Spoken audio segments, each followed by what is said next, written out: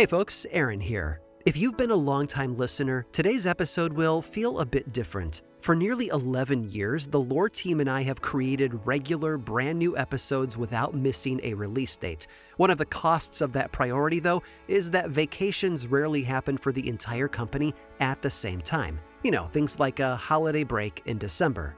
But with 6 families represented among all of us, I'm not sure that's the best way to run a company. So today, as a lot of the world gets ready to take a holiday break, we're going to publish a rerun. Now, as someone who was a kid in the 1980s, I remember the glory days of TV when new episodes ran during the school year and the summer was full of old episodes. So for a long time, I didn't let myself buy into the idea of reruns in podcasting. Now, though, I see the benefit of taking one episode off my team's plate and letting a classic story from our back catalog do the hard work so that they can have a break. I don't plan to do this often, maybe twice a year max, but I think it gives us a unique opportunity to show off some of my personal favorite episodes. New listeners might not have heard them yet, and those of you who have devoured every single episode multiple times probably have a few favorites of your own. So this is our chance to revisit a golden oldie. Today, we'll be listening to one of my all-time favorite stories, Lore Episode 12, Half Hanged. Every time I'm asked at an event to list my favorite episodes from the past decade, this is one of my top 5. It's an exploration of pure superstition, social fear, and how even the most underrepresented can stand up and be victorious. I love it, and as you listen today, whether it's your first time or your 5th, I hope you fall in love with it as well. And with that, on with the show.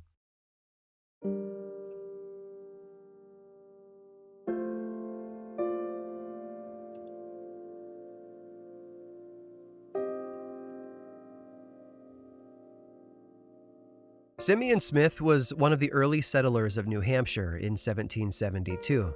He built a farm there on the border between Wentworth and Warren and held a local office. By trade, he was a tailor, but like a lot of men of that decade, he fought with the Continental Army.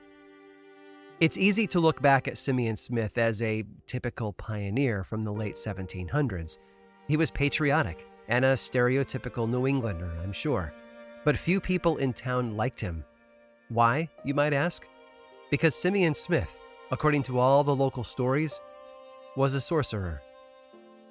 It was said that Simeon would saddle and bridle a random neighbor and then ride them all over the countryside, just to spite them. When women were having trouble churning butter and it simply wouldn't work, it was because, they said, Simeon Smith was in the churn. If children in town behaved badly, it was because he had bewitched them. He could become as small as a gnat and move through the keyholes of your locked doors. He could become larger than a giant and would stalk through the forest at night, or so they said. Stories like these were common in early America. They were a weird mixture of fact and fiction, of historical truths and hysterical superstition. In an effort to explain the unexplainable, sometimes neighbors and prominent figures were thrown under the proverbial bus. The era between the mid-15th and late 16th centuries was precarious for many people. This wasn't the age of Harry Potter. Witchcraft wasn't something that was spoken of lightly, or with a sense of wonder and excitement. It caused fear. It ruined lives. It made good people do bad things. All in the name of superstition. I'm Aaron Mankey, and this is Lore.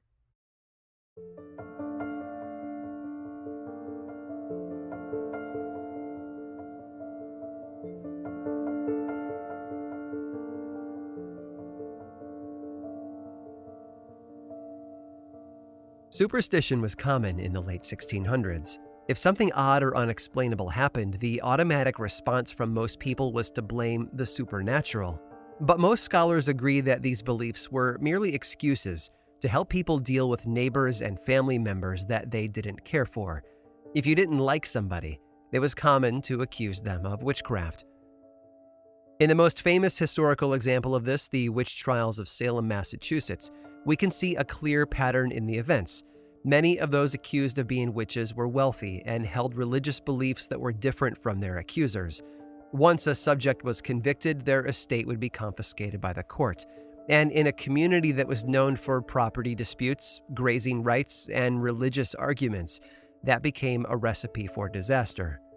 And what happened in Salem happened elsewhere around New England, just on a smaller scale. Neighbors accused neighbors constantly. Stories were told, lives were ruined. It was the way of things, I suppose. Not ideal, but also not uncommon. In one story from Exeter, Rhode Island, a farmer was said to have been carting his lumber to market when a cat ran across the road. For some unknown reason, this farmer immediately jumped to the conclusion that the cat was actually a neighbor of his, a woman who he insisted was a witch. She had, of course, transformed herself into the cat in order to meddle in his business.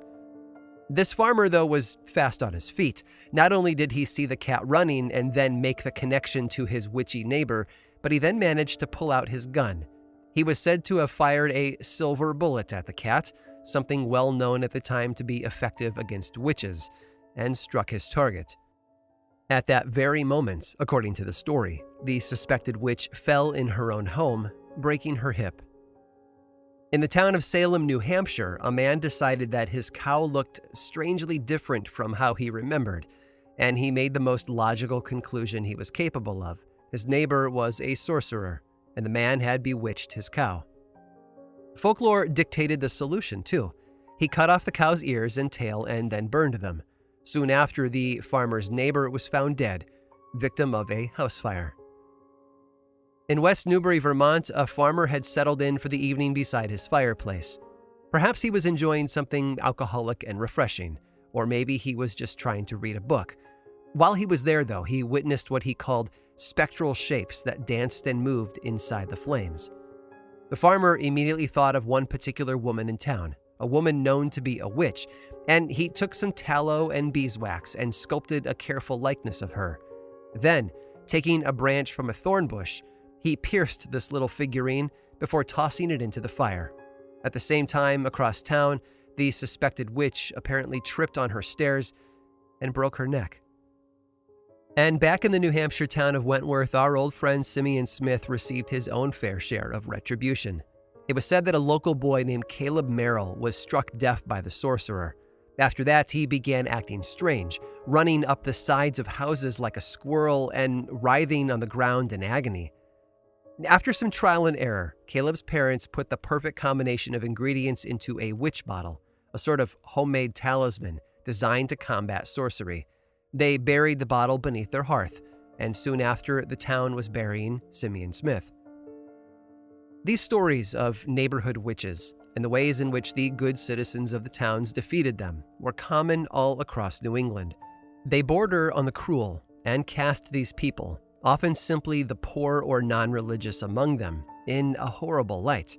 For many people, suspicion was a convenient excuse to hate your neighbor and wish them ill.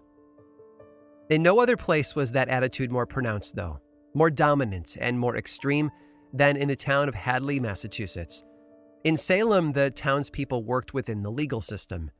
In Hadley, however, the people took matters into their own hands, and the results were horrifying.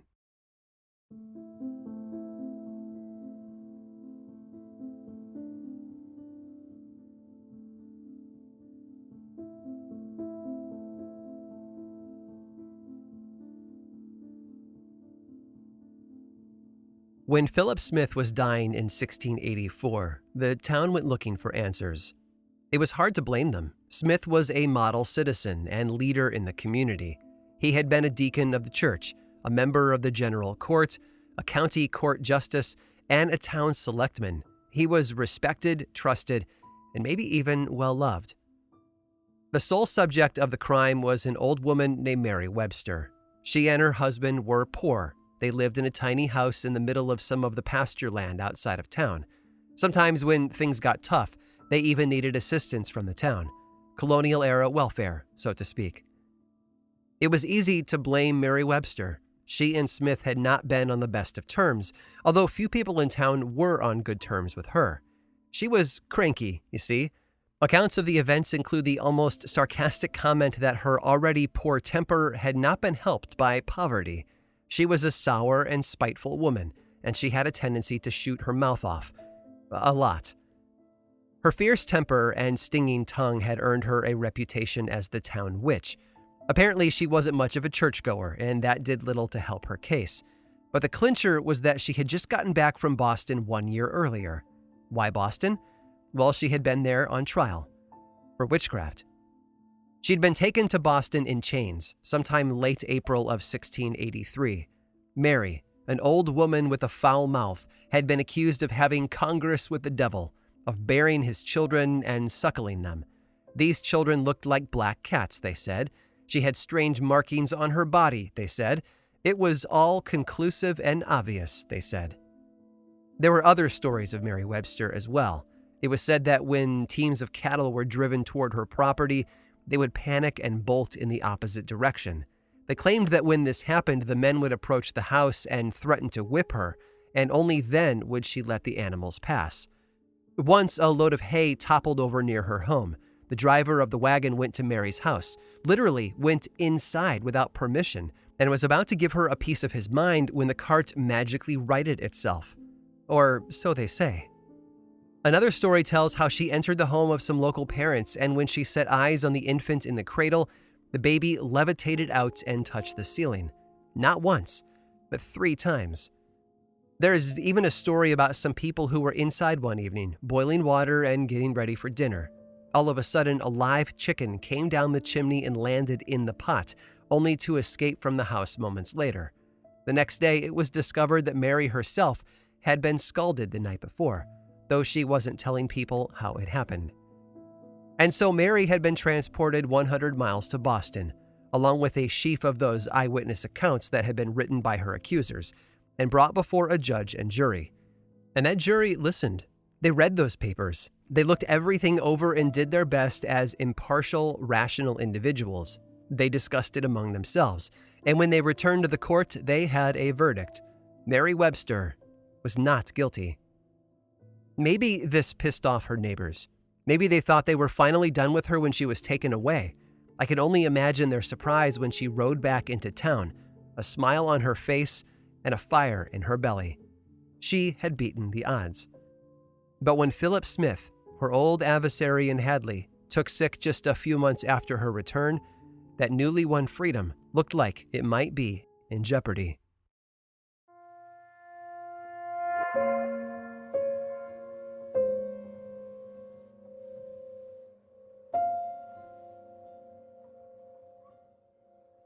The winter after Mary's return from Boston, Philip Smith began to look ill. The people of Hadley didn't know what the cause was at first, but what they did know was that Smith was in a bad way. He had frequent seizures and seemed delirious most of the time. The people caring for him, his families and friends and nurses, were all deeply concerned. Whatever it was that he was suffering from, it didn't appear to be normal. In fact, it appeared to be the work of the devil. What else could possibly cause a man to suffer fits and scream and babble for hours in an unknown language? When Smith could be understood, he cried out that someone was pricking his arms with nails, hundreds of them, over and over, painfully. His nurses looked for the nails, but they never found anything that could be causing the pain. And most suspiciously of all, he claimed that a woman was in the room with them. Some of the young men in town had a theory, though. They had been talking about it for a while, and they decided that they needed to give it a test. You see, they thought Mary Webster was behind the man's illness. In their minds, there was only one way to find out.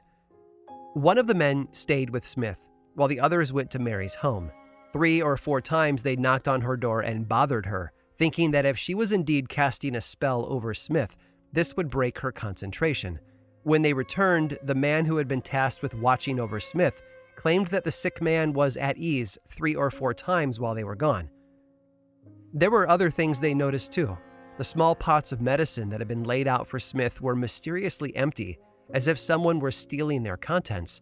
They frequently heard scratching beneath the man's bed. Some of the men claimed to have seen fire on the bed, but when they began to talk about it, it would vanish. The details of the events surrounding Philip Smith's illness are rife with superstition and fear. These young men even claimed that something as large as a cat would stir under the covers near the sick man, but whenever they tried to capture it, it would slip away. Others said that the bed would shake enough to make their teeth rattle. All of this was just too much for them. Convinced that they knew who was causing Smith's illness, the group of young men returned to the home of Mary Webster. This time, though, they had more than disturbing her peace on their mind. They dragged Mary from her home and out into the snow and cold of the New England winter. They beat her. They spat on her. They cursed her in whispers and in shouts, and then they carried her to a nearby tree. One of the men slung a rope through the branches, while another fashioned a noose.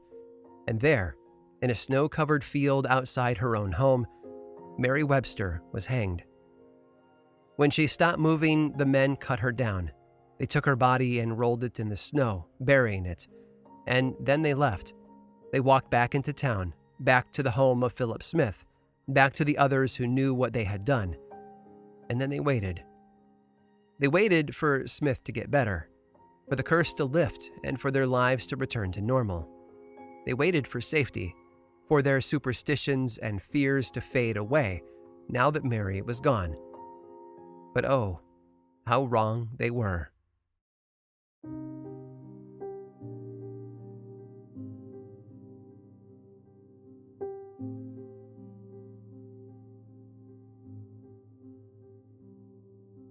The world of the 17th century was tensive and harsh, especially for the people trying to carve out an existence in colonial New England. The Protestant Reformation of the century before had left most Europeans with the belief that bad things happened because of the devil. Everything that went wrong, and I mean everything, was caused by something supernatural. This was a time when misfortune, loss, and even a simple illness would be blamed on the work of witches and sorcerers. Because of this, everyone in town was on the lookout. If something went wrong, there was always someone to blame. It seems there was a devil in every community. History is full of people who took things too far. The events that took place in Hadley in the winter of 1685 are just one of countless examples of what superstitious people are capable of when their fears get the better of them. Sadly, though, it didn't work. When friends arrived the next day to look in on Philip Smith, he was dead. What they found, though, gave their superstitions new life. It was said that his body was still warm despite the winter cold, that his face was black and blue, and fresh blood ran down his cheeks. His chest was swollen, and his back was covered in bruises and puncture marks from something like an awl, or nails. Now they had more questions than answers. Who beat the man overnight? Who kept his body warm against the creeping chill of winter? Who put the holes in the flesh of his back while he lay there dying in bed? I imagine the people who visited him that morning were disappointed. He was respected by most of the town. Many people there most likely depended on him for something. They'd done so much to take care of him, even gone as far as to murder another person. And yet it hadn't worked. Philip Smith was dead, and all they had left were questions. But something else would soon disappoint them. You see, although Philip Smith had died, Mary Webster hadn't. Even though she had been beaten and hanged from a tree before being buried in the snow and left overnight, Mary had somehow survived.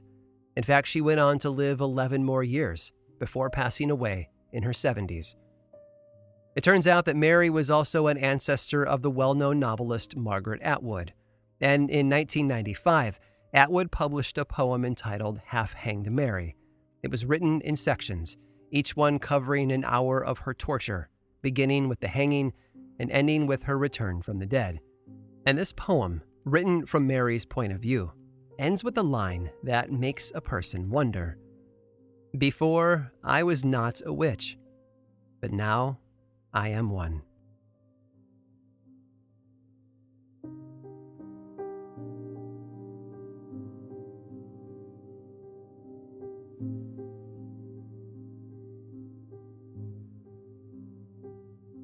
There have been many stories of witches recorded throughout history, and clearly the tale of Mary Webster is one of the most powerful, but not because of the violence or accusations, but the victory she finally had over a community who shunned and abused her. But there are others like it. In fact, I've tracked down one more that I think you'll enjoy. And if you stick around through this brief sponsor break, I'll share it all with you. This episode of Lore was made possible by Quince. Cold mornings, holiday plans, this is where I need my wardrobe to just work. And that's why I'm all about Quince. They make it easy to look sharp, feel good, and find gifts that last. From Mongolian cashmere sweaters to Italian wool coats, Quince pieces are crafted from premium materials and built to hold up without the luxury markup. Quince makes the essentials every guy needs. Mongolian cashmere sweaters from $50, Italian wool coats that look and feel designer, and denim and chinos that fit just right. Their outerwear lineup is no joke. Down jackets, wool top coats, and leather styles that are built to last. Each piece is made from premium materials by trusted factories that meet rigorous standards for craftsmanship and ethical production. And by cutting out the middlemen and traditional markups, Quince delivers the same quality as luxury brands at a fraction of the price. It's everything you actually want to wear, built to hold up season after season. Lately, I've been layering with their Mongolian cashmere crewneck sweaters these days, and I love how soft, warm, and comfortable they are. You should totally grab one right now and enjoy it all winter long. Get your wardrobe sorted and your gift list handled with Quince. Don't wait. Go to quince.com/lore for free shipping on your order and 365-day returns. Now available in Canada too. That's QUINCE.com/lore for free shipping and 365-day returns. Quince.com/lore.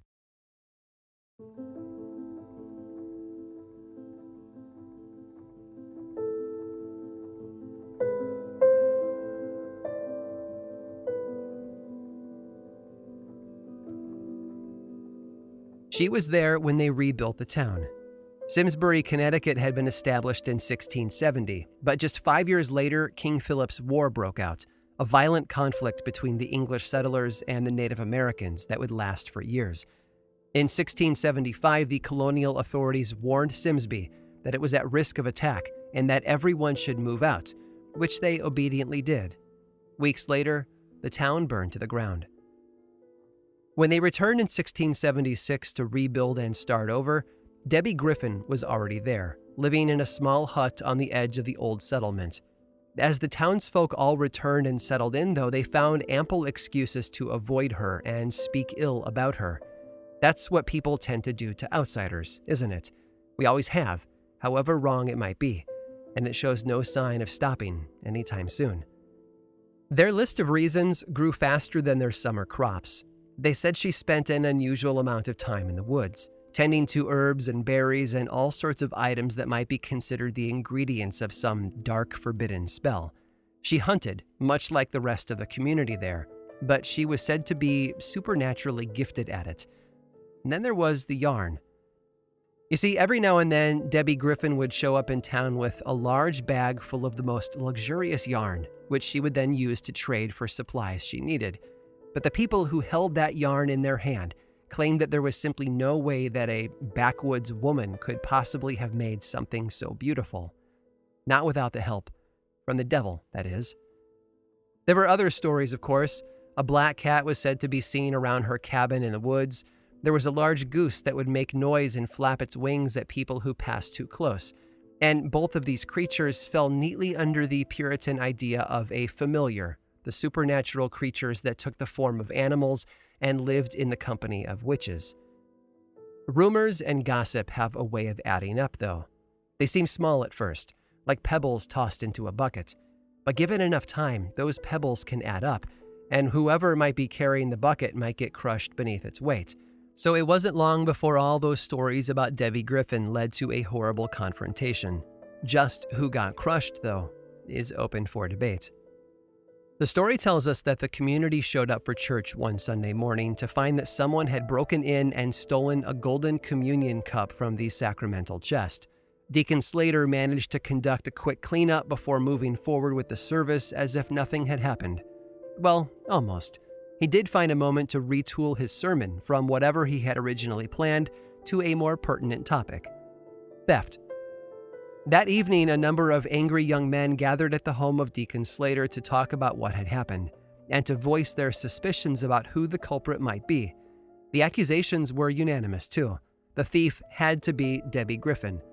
Armed with their belief and half a dozen rifles, the men left Slater's home and went to set up watch at the church building. In the middle of the night, one of the men watched from a safe distance as the tall, thin figure of the town witch strode up the road and mounted the steps to the front doors of the meeting house. She paused for a moment, and then, at least according to the witnesses, vanished in a gentle puff of smoke and slipped through the keyhole into the church. A moment later, she was back, this time with a communion plate shimmering in her hand. The men gave chase, but the woman was fast. It wasn't until they had all reached the local body of water known as Three-Cornered Pond when they caught up with her. One of the men took aim and fired, and it said that the bullet cut a hole through Debbie Griffin's chest so wide that the other men could see the moonlight reflecting off the pond through it. That's the legend, anyway. She didn't fall over, though.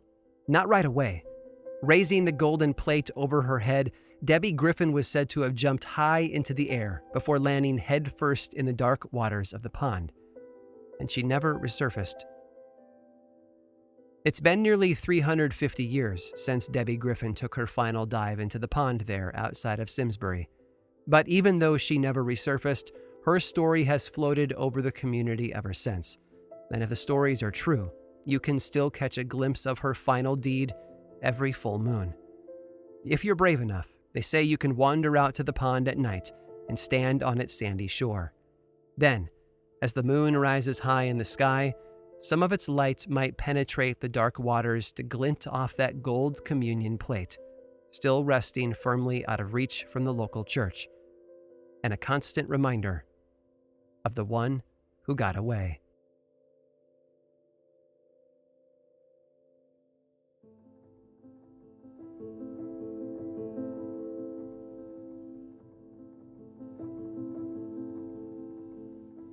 This episode of Lore was researched, written, and produced by me, Aaron Mahnke, with music by Chad Lawson. Lore is much more than just a podcast. There's a book series available in bookstores and online, and 2 seasons of the television show on Amazon Prime Video. Check them both out if you want more lore in your life. I also make and executive produce a whole bunch of other podcasts, all of which I think you'd enjoy. My production company, Grim and Mild, specializes in shows that sit at the intersection of the dark and the historical. You can learn more about all of our shows and everything else going on over in one central place, grimandmild.com. And you can also follow this show on Facebook and Instagram. Just search for Lore Podcast, all one word, and then click that follow button. When you do, say hi.